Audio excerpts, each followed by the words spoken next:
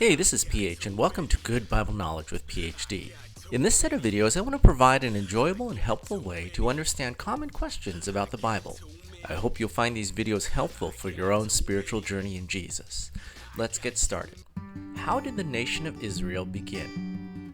The Exodus marks the birth of Israel as a nation. Hundreds of years ago, when God first called Abraham, he made a covenant with Abraham and promised that out of him would come a great nation, that through that nation God would bring his blessing to all the earth.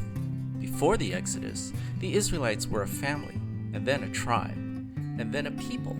Now, in Exodus, the nation of Israel would begin as God miraculously delivered his people out of slavery in Egypt in order to bring them to a land of promise that they would possess as their own. After the 10th and final plague, the Egyptians were eager to release the Israelites from their slavery, and God led the people out through the wilderness towards the Red Sea with a pillar of cloud by day and fire by night. Sometime after they departed, God hardened the heart of Pharaoh, and he pursued them as they encamped on the shore of the Red Sea. And as Pharaoh and his chariots drew near, the Israelites cried out to Moses. And Moses replied, "Fear not, stand firm, and see the salvation of the Lord, which will work for you today. For the Egyptians whom you see today, you shall never see again. The Lord will fight for you, and you only need be silent." Then Moses stretched out his hand over the sea, and the Lord drove back the waters by a strong east wind, so that the people of Israel walked in the midst of the sea on dry ground. The Egyptians, however, were destroyed.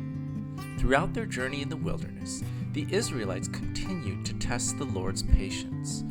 But God, in his love, provided food when they were hungry, and water when they were thirsty, and protected them when they were attacked. God led the people to Mount Sinai, and as they encamped at the foot of the mountain, God spoke to Moses, saying, "You have seen what I did to the Egyptians, how I have freed you out of slavery. Now you will become my people and my treasured possession, a holy nation, a kingdom of priests for all the nations." The nation of Israel was chosen by God not because they were more powerful or more deserving than any other nation. Rather, God chose Israel out of his mercy to become a light to the world for the gospel. Through Israel, God would reveal his holiness, his power, his mercy, and his grace, so that all the world would be ready for the coming of Jesus.